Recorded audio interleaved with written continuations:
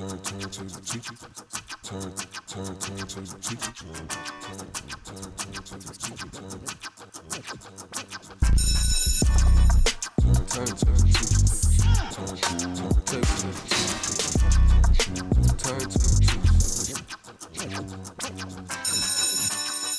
And welcome back. I'm Mike with the Turntable Teachers, and class is back in session, here for a guest speaker episode at AOA Studios, and we have a very special episode here today. I'm so excited for this one. We're celebrating our 1-year anniversary of AOA Studios, and we're also celebrating the 100th guest speaker episode at AOA Studios and on Turntable Teachers. First off, before we get to the two men sitting to my left and my right, I am so thankful for the 99 other interviewees, guest speaker episodes that we've had. I really appreciate everybody that's come on the show and really helped Turntable Teachers grow to be what it is today. And the two gentlemen to my right and my left, I am so happy for both of you to watch your journeys grow. These are two guys whose podcasts I absolutely love and have even been involved in some way, shape, or form in both. So when we decided to do a live podcast and start, we're going to hopefully start doing these maybe quarterly or whatever, but you two were absolutely the first two people I wanted to have on, and I'm just so grateful that you've both allowed me to be parts of your journeys, but and I want to make sure that this 100 guest speaker is raising your guys' platforms and showcasing what you guys both do. Cool. And you both had me on your shows before too, so correct. We probably should.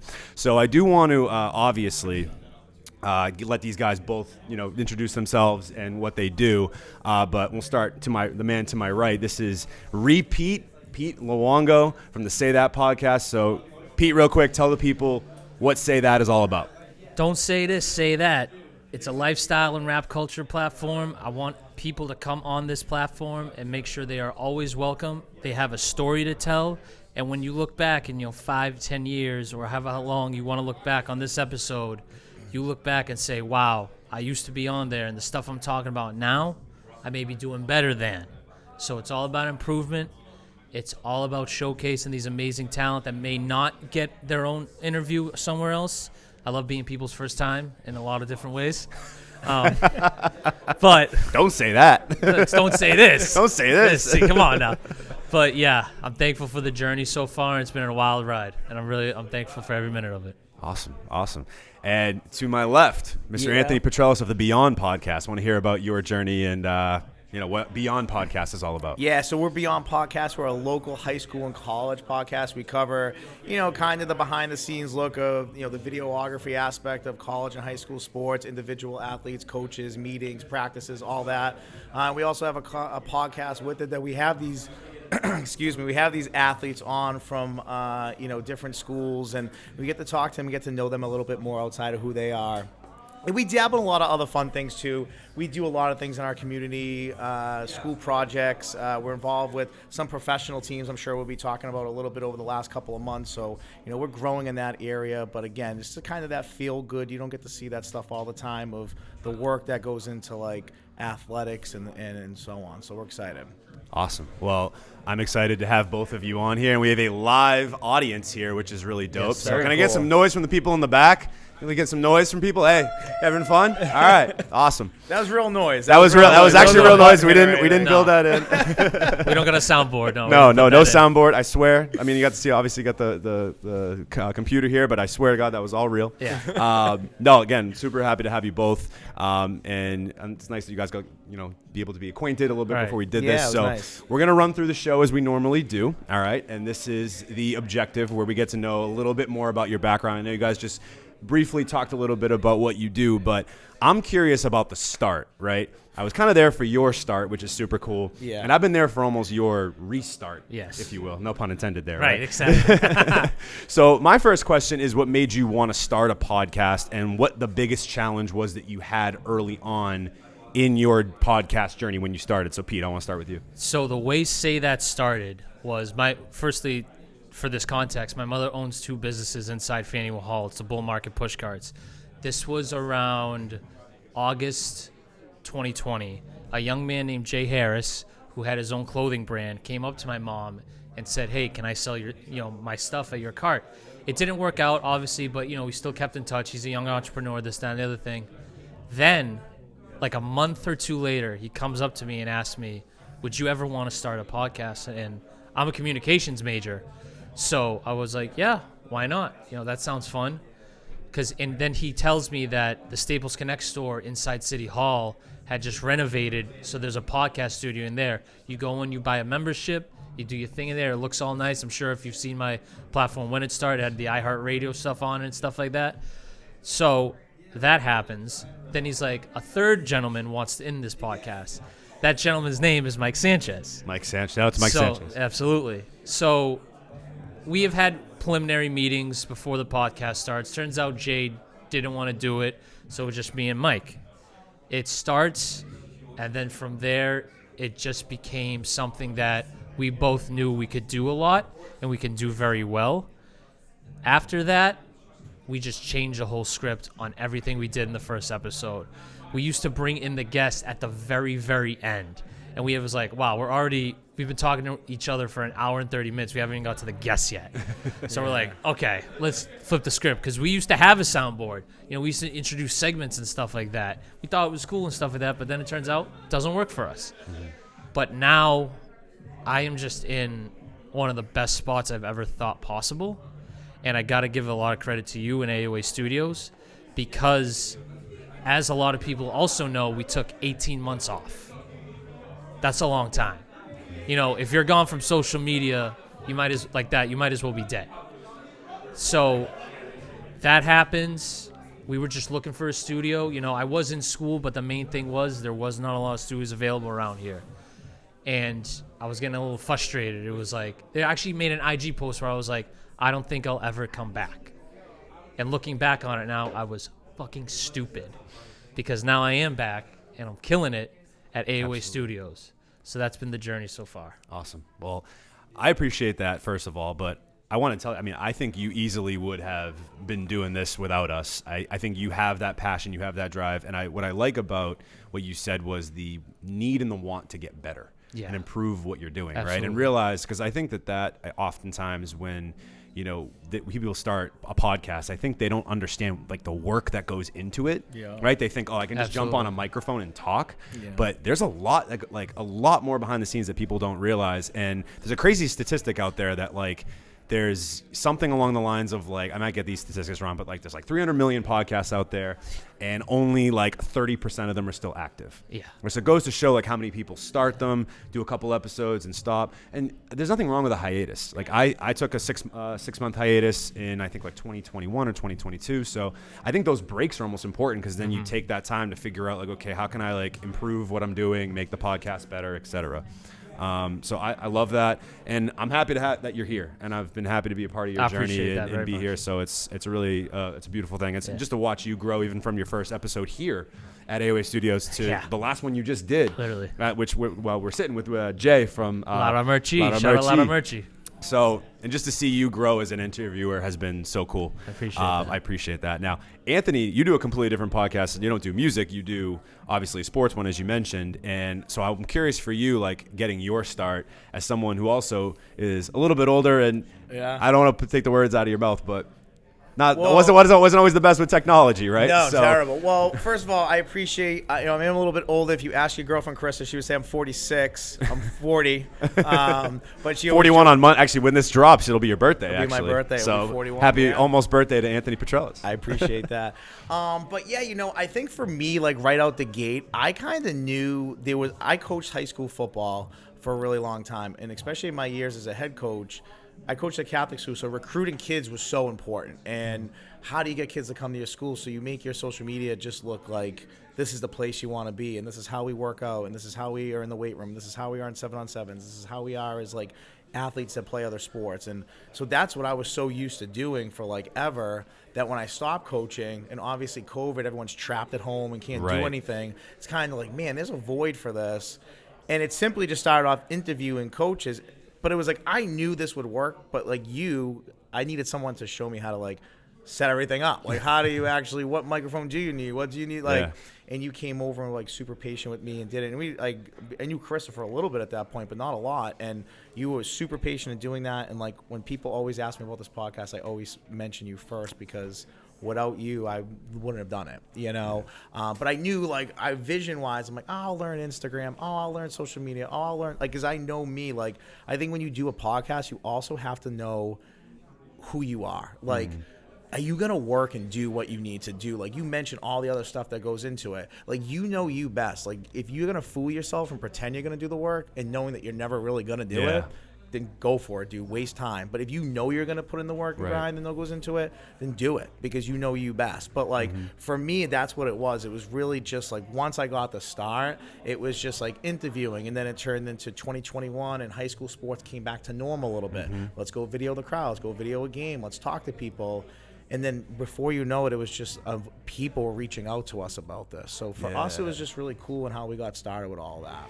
Yeah, and I think the biggest thing too, right? Like from a former high school athlete's perspective, what I love about your platform is like I would have loved to have someone like you coming into like the locker room or like a practice and like showing that behind the scenes, because at least when I was in high school playing high school sports, like you maybe got in the paper, like the Salem News, and like that was pretty much it. So to have someone like you to come on in and you and your team to like really showcase what, you know, goes on in just like a normal everyday season for a high school athlete, I think is so dope. And even when I was coaching, you mentioned the Salem News, like we played Bishop Fenwick, so they were always in the Salem News. That's how I figured out stuff about them, like who their best players were at times, because of that coverage just in a newspaper. So now you have that videography aspect of it. It's like, okay, like we got ourselves like something here, you know. So and it gives like kids like most kids that won't ever make it to high level collegiate sports or pro sports, gives them an opportunity to like, I don't know, have some of that shine. So I've loved that you've transitioned from that, from like it just being a podcast to that, which actually leads me into my next question, actually. So I'm curious for Anthony, I guess I'll keep going with you since we're on this conversation. In what ways did you see a void in either in your community or within the media world at large where you felt like Beyond made sense? And then where have you sort of seen it grow from here, from like a business standpoint of like, you know, because I think what I love about both of you too is that you don't just do a podcast, or there's aspirations to do different projects or different things, which I'm the exact same way. So I'm very curious from your standpoint of like how you actually got into the ideas and the mode of actually getting into the locker rooms and covering the games and that sort of thing. I think, again, it comes back to almost coaching, right? The recruiting aspect of things. Like, to get the play in our league, we had some good players, right?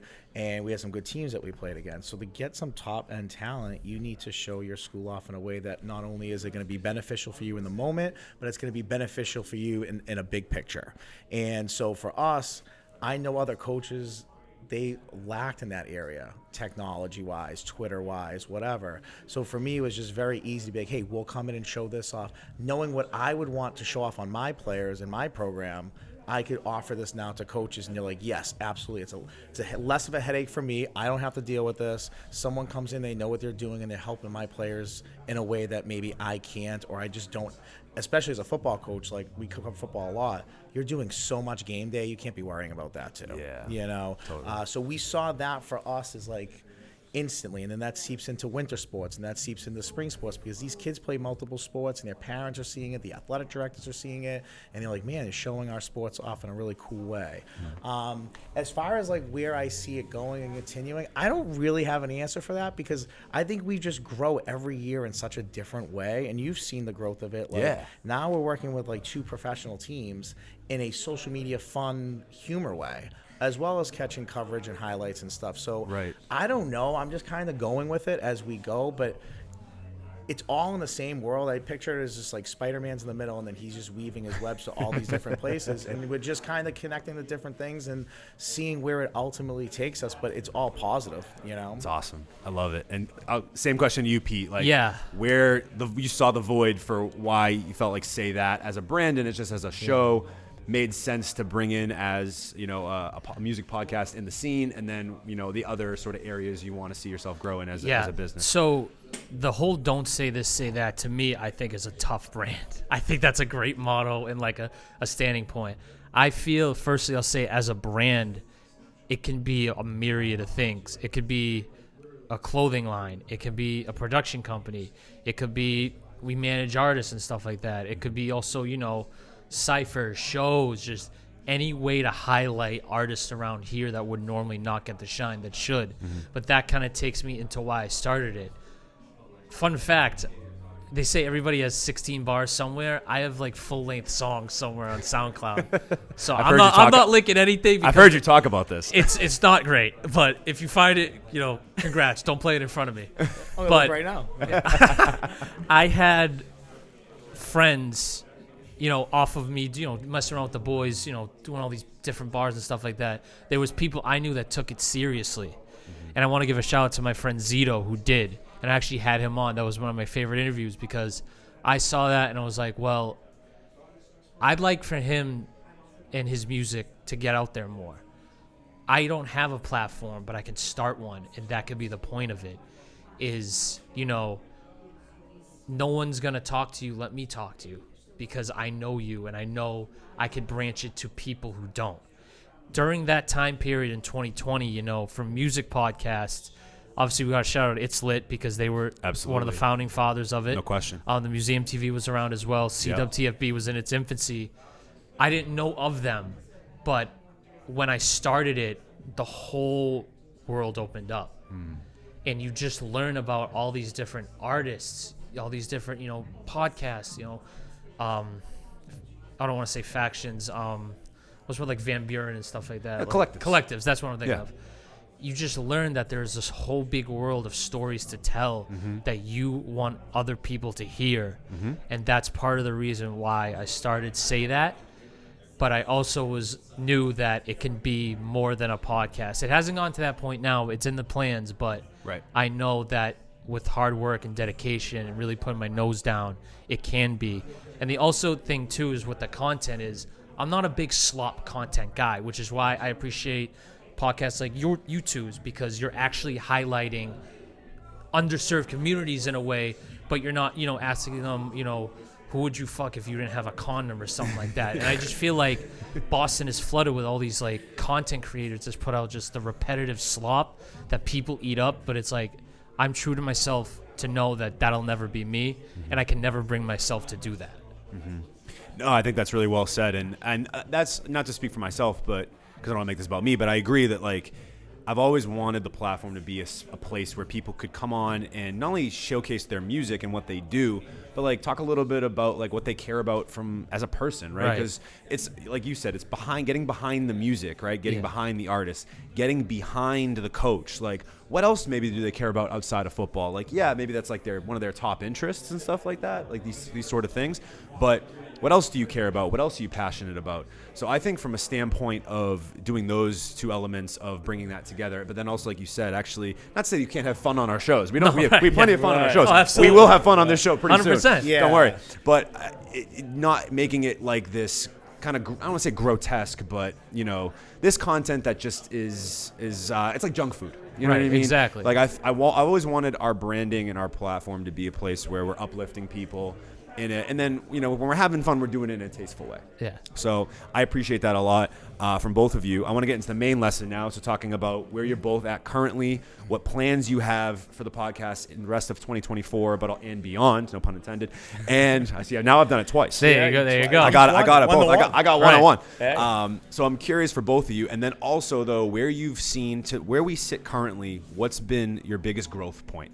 So I know we talked a little bit about the biggest challenge you had early on. Now I want to kind of get into like where you're going, but also like the biggest growth you've seen so far. Anthony? Yeah, I mean, right now we're working with two professional teams, and for me, that's to think where we were 4 years ago of like barely getting into high school teams, and now to see that we have all access into two professional teams that maybe we talked about don't get as much coverage. You mentioned like undercovered markets, like they don't have the videography that pro teams have and so on. So for us to be able to provide that and do that is something cool and different for us. So to be able to do that all access, and now a lot of these athletes, I mean, these arena guys, they're Division I football players outright themselves. So not to cut you off, but talk a little bit about that, because you're covering a professional sports team. We're talk doing about that team. videography with them. We get access, all access locker room, anywhere we want in the field. I mean, their games are on Nest. And so what team is it? The Massachusetts Pirates. Dope.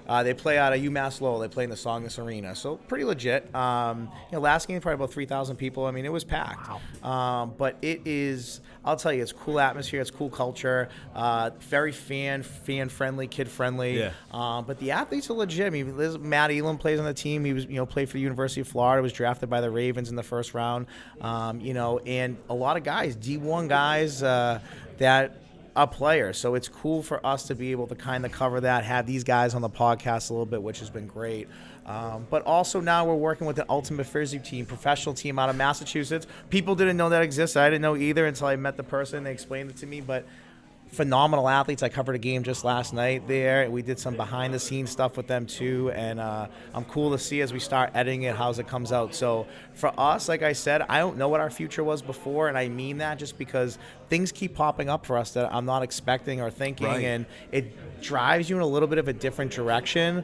But, like, we're so positive in what we do anyways that everything we cover is positive, so it's circled in that area, like I said, and things weave off of it. The biggest growth point for us, I would say, is just, like, analytically, like, on Instagram. Like, our market of male to female ratio has closed to 50-50 so much. Yeah. And that has been, like, a goal over the last year and a half because it was, like, 80-20 men to women ratio. And the fact that we're that close now from, like, what we cover – yes, both are interested, but I would say our male market is probably more interested for the most part. Yeah. But the other stuff that we do, that we dabble in and have fun and make reels or do interviews or businesses that sponsor us or places that we work with, we do a lot of fun comedy stuff too. And that drives a female audience in for us that we feel is important to be balanced as a podcast, to not just have a certain gender ratio and that's it. Like, we want to be as close to 50-50. Right. So I would say that's been our biggest growth point as far as in growing an audience and it being very balanced. It's awesome. Yeah. It's awesome. I love it.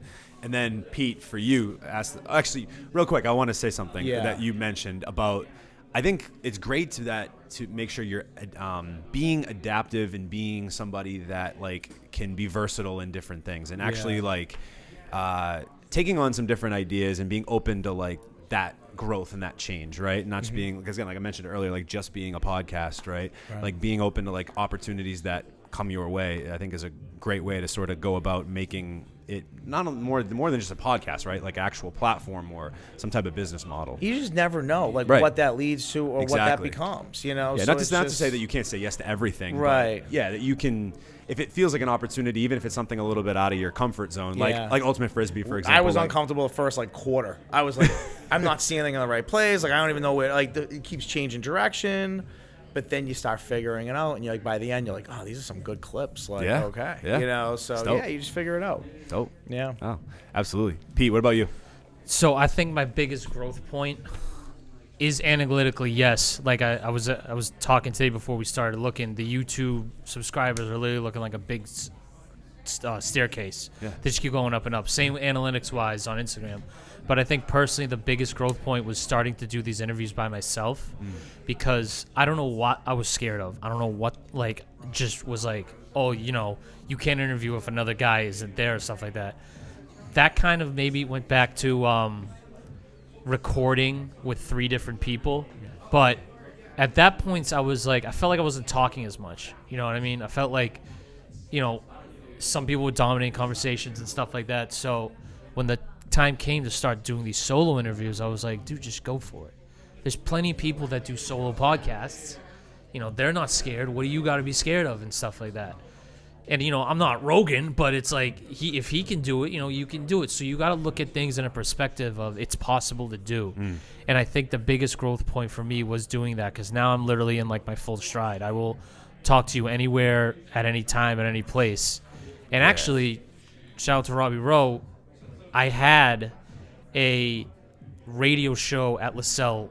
It was called college at the time. It's now university. I went there. That's where I went to college. Are you serious? Dead serious. I graduated there. Are you serious? You were the second person who I've had on the show that has been like, yeah, I went to LaSalle. Yeah, I graduated 2005. Are you serious? Swear to God. Yeah. Where'd you live? Look at this. All right, I gotta cover. Where'd you live on? Did you live on campus? Yeah, so the first year I lived at Spencer House. Wow. I got a house. Yeah, so I had a room. They shut that down. Did they? Yeah. I had the room that had the deck. Yeah, I know exactly what you're talking about. Yeah, that was my room. Wow. And then I don't know how I got that. And then sophomore year, I lived in one of not the main dorm, but the other one that was kind of where the suites were a little bit, the old suites. There was Woodland, but I lived in the other one. Yeah. I forget the name of it, but I lived there. It's killing me that I don't know it, but yeah, I do know the place you're talking And then about. junior, I lived in like the suites. They're probably like the old suites now because I know they built new ones. And then senior, I commuted. I lived at home. That's what's up. So I went from McClelland. McCall, that was the Yeah, the one that's the freshman okay. dorm. Yeah, Hated yeah. it. And actually, first semester sophomore year, I ended up living in that single that the RA usually stays in McClelland. Yeah. I hate it. That was such like that's why it's like where I'm at now. I was like, wow, I survived that. I could survive freaking anything. I ended up there. I ended up. I was in the Rockwell basement. Rockwell, dude. Yep. Yeah, that was Right a nice in the house, back. dude. That was a nice house, Right in though. the back. Yeah. I loved it. It was so secluded from everything. Yeah. You can walk to actually the Woodland station from Perfect. there. Yeah, that's so you why I used skip to a get off spot. my Right, senior exactly. year, Yeah. And then I was in Forest. Loved Forest. Forest is good. That's like time of my life. Then I was in Buttersworth. I think that might be the new campus you're talking Wait, about. what year did you graduate? 2020. Okay. Yeah. Damn. When did you switch to university? Right around then, right? Yeah, like literally that year. It was Okay. first year. Okay. So going back to that, WLAS, I Yeah. had my own radio show there. It was 2 hours, but I was like driving myself insane because I didn't have another co-host. I literally was just talking into the mic, and I'm like, dude, I don't like this. And stuff like that. Like, it just felt weird. Like, Yeah. it was on Saturdays, so there was no one in the dining hall. So you're just like looking like this at the mic, and you're like, and obviously at your phone to know what you're talking about, but it's like, That's right, because it was right when you walked in the dining hall. It was like yeah. right outside Yes. there. Yes. And I since then, remember they've that, added dude. actually Yeah. a television studio too. Oh, really? Right downstairs from the library. They now teach classes in there too. And it's actually funny that you cover these sports, high school and college sports, because they just added a sports broadcasting class. Oh, Not wow. a major, but it's one of like, if you're in sports comms, that you can take that as a class. Dang. Yeah. That's crazy. So What a small ass world right now. seriously, Yeah. like, Dope. This is it's- so cool. I and didn't shout out to realize- Noble too. He was a LaSalle graduate Right, as he did well. LaSalle. And Yeah, he- I speak at LaSalle, like I go back for educational stuff, and I speak to like That's what's education up. majors and stuff like that. So this is funny. That's I what's- should reach out for the sports world, just Oh, this yeah, stuff. absolutely. Yeah. Yeah. Too friggin' funny. Yeah. Right, What a exactly. Talk small ass after world. this. We'll talk after this. Right, exactly. I love it, man. I See love the it. dude wearing the Coogee sweatshirt in the corner there? Yeah. Blue jeans? That's a LaSalle graduate too. All right, I'll have to go over Yeah. after. This is great. He's 2021. But Yeah, he's a youngin' over there. Shout But- out Robbie Rowe. yeah. Of course. He's not paying attention right now. That's okay. Yeah, it's all right. But anyway. But anyways, back to the growth point, just getting comfortable doing it solo, I think is my biggest thing. What I hope it to be is that people can trust me to, this is a safe space, I'm not going to I'll say something funny or maybe outlandish, but it's all in good humor and never to like jeopardize your career Right. or like to like insult you. Right. So I think that's from my standpoint and from a journalistic standpoint, because that's what I went to college for. That's what I want to give off to people. Totally. No, that's great. That's so funny you both went to the same college. I didn't Yeah. know that. If Yeah. I had done it's funny. I knew you both went there, but I didn't like even make that. No, like, I it's didn't better make the that we connection found at out all. here, honestly. When I heard So, you no, say it, I this was is like, better. wait, what? Yeah. Well, I'm glad I asked. I'm glad Yeah. I brought it up. Yeah. My last question in the main lesson, and this is kind of can be more of a general, question, but maybe even you can personalize it to you. I'm curious how you found podcasting to be a great networking tool for you, and what other creative ideas? Again, like what other you talking about? Going into the the locker rooms and doing the video and covering different sort of games and stuff like that. And I want you to talk a little bit about some of the plans you have as well creatively. I know for me personally, like my podcast was, our Turntable teaches, this podcast was the driving force of things like the Masterclass album I'm working on. Like I never would have done something like that without this show, Yeah. right? So it's just little things like that. And even throwing my own shows now too. Like Right. you guys both were at Bloomfest. So I think for me, it's like, it's so great that this was the start point, but again, being able to kind of branch out a little bit and try some different things and get creative with it and then network and find some other opportunities. So I'm kind of curious why you guys might think podcasting is such a great medium for that. I think for me, over the last like 3 to 4 years, I've just met so many people in like the sports world or the food industry or in education, because we dabble in a lot of different things. Then they connect you with other people too. Like one of our first sponsors was Chini's in Boston. I use these guys for everything. Okay? He loves Chini's. Chini's is like, Joe is like, I love Joe. he's the Like man. I would literally do whatever Joe asked me to do for him. Like I am loyal to Joe because when we started our podcast, like we wanted to be connected with something that we felt was so important, and we connected with them. And now they're big in like the Hub Hall now, Yes, and they they're like just right opened. there when you walk out. You're right up the escalator spots, right there, and like. To be connected with somebody like that, and we're both so loyal to each other because we were both at the start at the same time doing the same, like in different worlds, but we connected, and I've helped him out so much on social media, and he's done the same thing for me. Like I go to his place, it's not even a question, he doesn't charge me for anything. Like that's just our relationship, and it's like so good. So connecting with people that I never feel like in my real life I would ever connect with Right. is, I think the thing I've learned the most from this is that I am just like so much more friendly with people that come from like different places or different backgrounds or are passionate about different things Yeah. that like I just maybe in my box never knew before until I started really a social media account when I started this, because I never had it before. So it just opened a whole new world for me. That's so cool. That I'm excited to continue to explore. I forgot about the Chini's connection too, because Yeah. you're a North End guy. Oh, yeah. So Yeah, so I feel like maybe have you ever been on their social media before or just Yeah, been there? I mean, I go. Do they still have the mini shop next to the Yeah, dispensary, they and they got the do. new one? Yeah. So I go to the I littler feel shop like all the time. you just looked so familiar, and I like was selling this. I'm like, it's gotta Yeah. be something. Somebody like could- Right. that. Yeah. And it's funny that when I brought this question on as my man Julian Mendoza is back here because he walked in from the other room.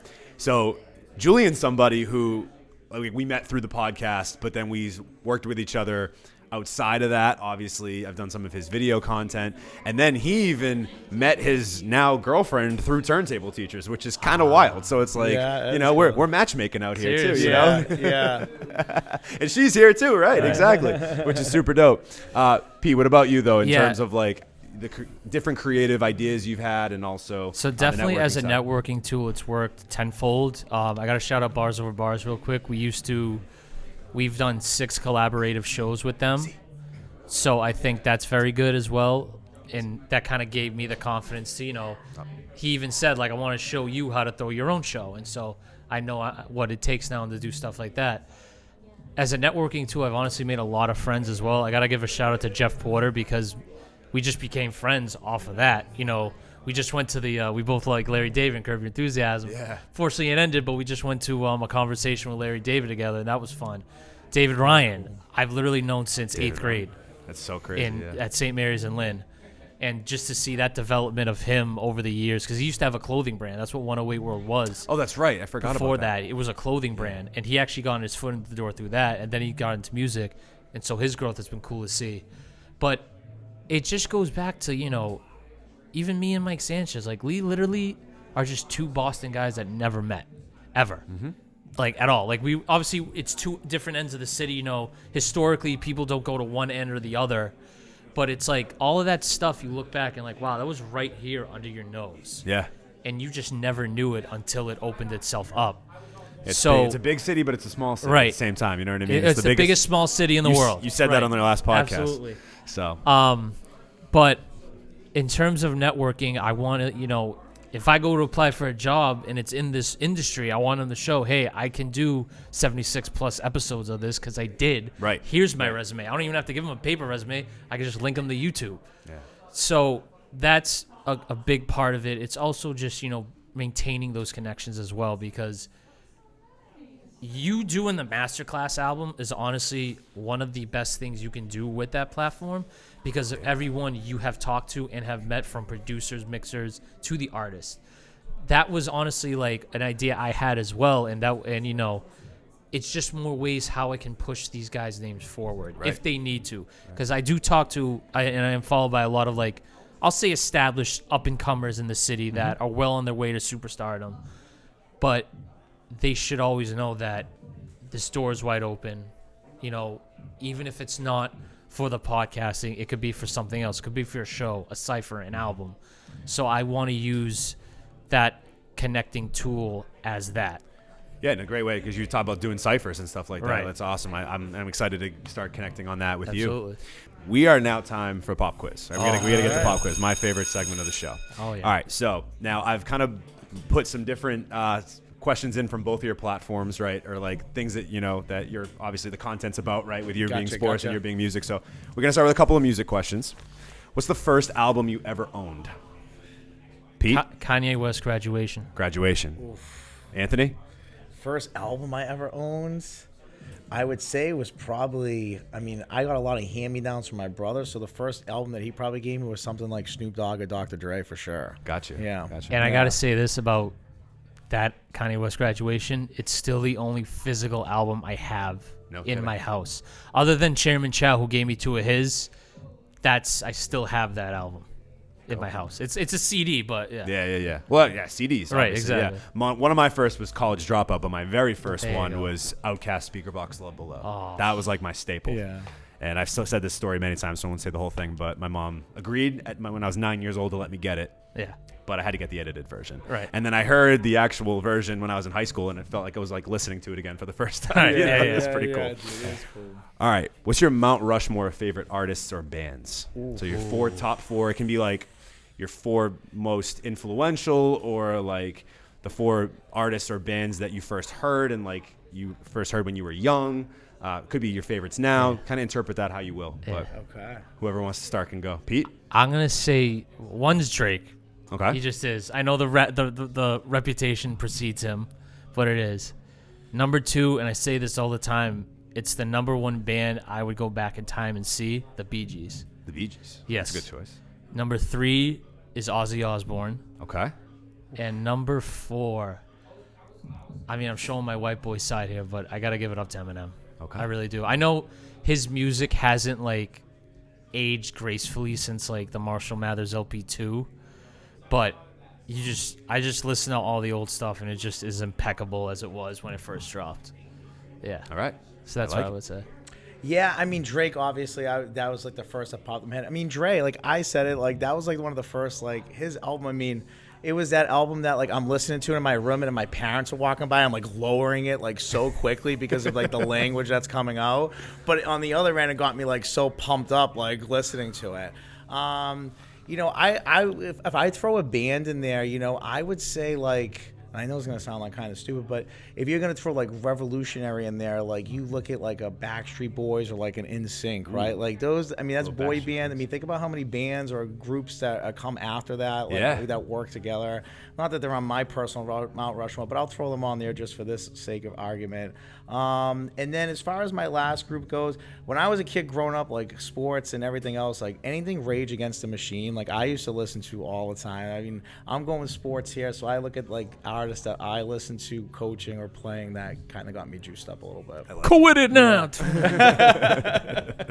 I like those are all great answers. Yeah. I like the variety too. Oh, Very yeah. eclectic on both I sides. tell this about everybody. My music taste is all over the place. It's as it should It be, has to right? be, right. As it probably It just should has be, to be. right? It has Of to course. All right. If you were an MLB player, what's your walk-up song? Oh, that's such a good song. Because I'm a big wrestling fan, so I look at it in like that sense of like what my Okay, then theme song fine. You would be. can can take it that way, since I probably should ask Are you you the that. head of the table? Yeah. These two are jiving, man. I should probably just leave, honestly. Come on. I would probably say either No More Tears by Ozzy or Man in the Box by Alice in Chains. Okay. I would say probably right above it, Little That's a Wayne. good one. Yeah. That's a good one. Yeah. I liked that song. That brings me back to high school. Yeah. All right, right above it, Lil Wayne. Yeah, of course. All right. You've asked me this before, actually, when we were here. If a movie was made about you, what song would be in the opening credits of that movie? I gotta think about that for a Zaffy already has one in his head. I can see him back there. What's yours? Really? No kidding. I wouldn't have picked that. It is a bop. You know what mine would be? It is a bop. And I just rediscovered this song a few days ago. We Made You by Eminem. Okay. When you walk through the dawn, I just see myself. Oh, bursting that in, sample at the you know beginning. what I'm saying? Yeah. What up? I kind of dig that. I would say that. Yeah. All right, We Made You by Eminem. Oof, that's a really good one. I asked you that question. I still don't have an answer.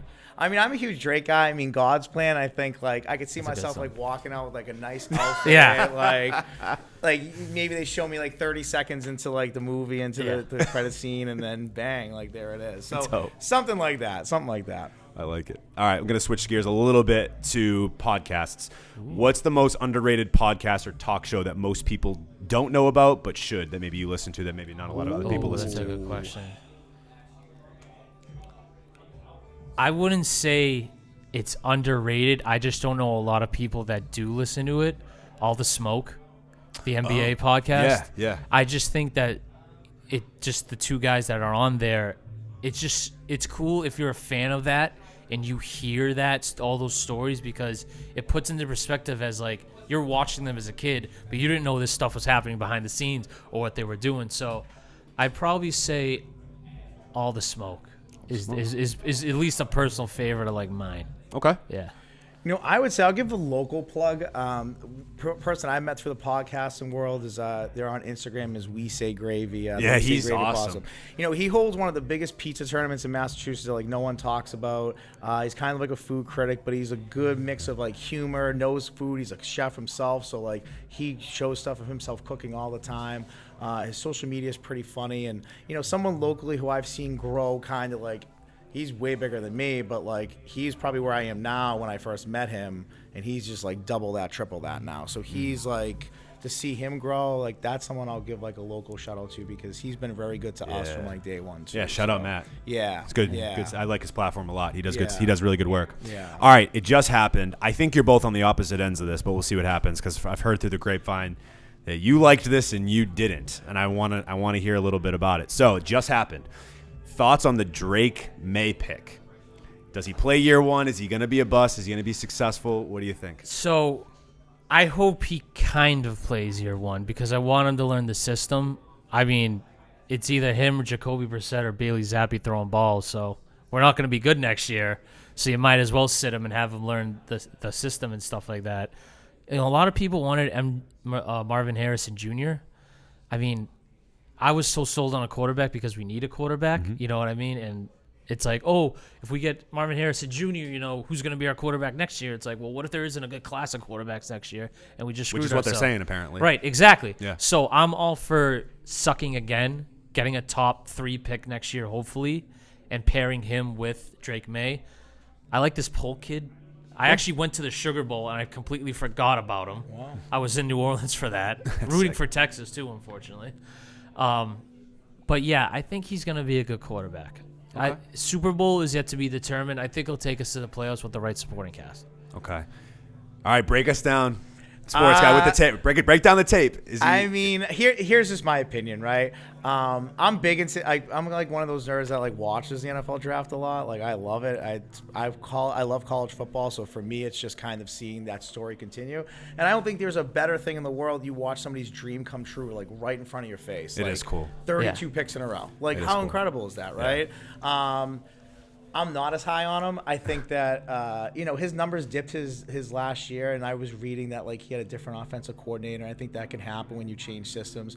But, like, top 5 guy's a top 5 guy. Like, you throw those numbers up no matter what your system is or what your team looks like. I hope he sits the whole year unless he absolutely needs to come out because there's an injury. But I think you're starting to see this more in the NFL, that these top-tier quarterbacks or first-round quarterbacks should be sitting a little bit more, because I think the data shows that when they do come out, they're a little bit more polished, they're a little bit more understanding their system, and they just look different mechanically than they did when they came out of college. So I hope it works out. He seems big, athletic.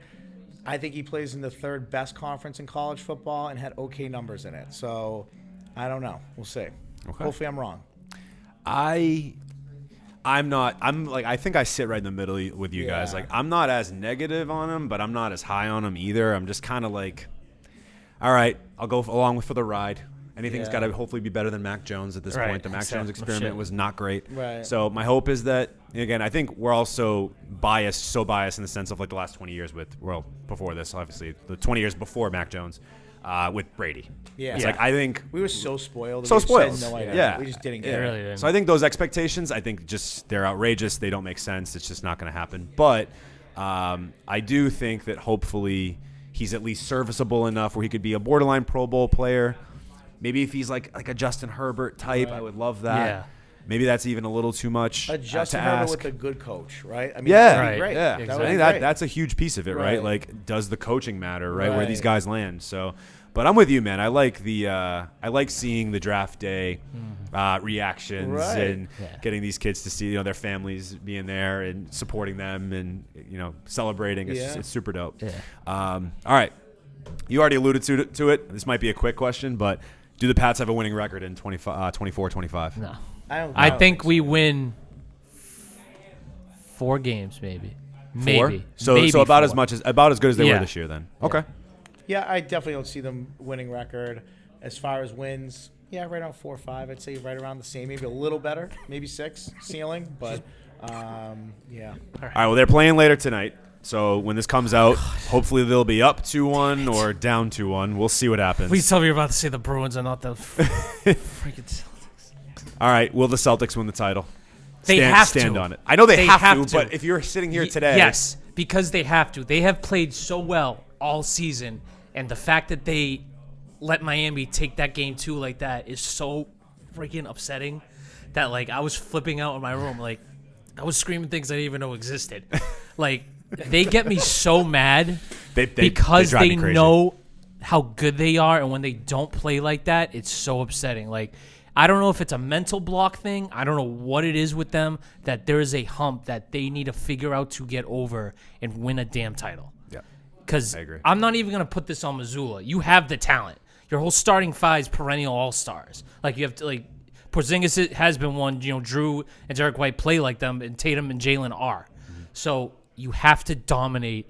Like, that's what I thought they were going to do. I thought it was going to be a sweep all until the finals. Yeah. It should have been. This team's not good. It should have been. This Miami Heat and team's it's not just, good. I don't know what it is with them, but they need to win the next 3 games as they won game 1, blow them out of the water. Mm-hmm. I was in Miami the last time they played in Miami. They won by 36. I was at that game. It was like one of the easiest games I've ever seen, and they had a fully healthy team at that point. So figure it out, dude.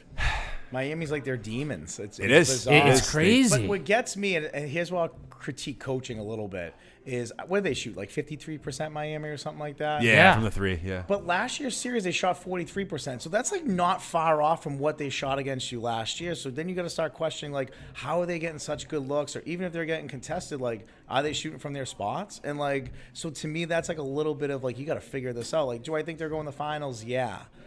But they're worried more about inside with Bam than they're worried about them shooting. Yeah. And it's like, if you're going to go in the Western Conference Finals, you're seeing Denver, you're seeing Minnesota, who are big and physical inside. So if you're worried about this guy, what are you going to be worried about in the Yep. So I just think there's concerns that you're starting to see, and I think there's no excuse at this point if they don't. You got to look at coaching and say, but coaching can be a scapegoat too, because then who's out there? Like, who are you realistically going to go get? Right. So you got to look at that too, I guess. But, like, yeah, they should win this series. They should make the finals. But today will be interesting to see how they react after that, Yeah. how well maybe they play defensively or different. Yeah, I guess we'll see what happens tonight. Yeah. For me, I don't think they're going to win the final. I don't think they're going to win it. Yeah. And the reason, like, I have been worried about them. I was kind of a believe it when I see it type deal, right? Because after last year, the last few years, I haven't put a ton of stock in even watching them this year because I wanted to be convinced when I saw them in, the playoffs. Or are they going to be? Yeah. The I don't even got ESPN or NBC Sports Network, so I couldn't even watch them. Yeah. So I don't know. Same, I don't I think have it's no going to clue. be. I don't. But I'll leave out some hope that they will. But Yeah. I don't buy it.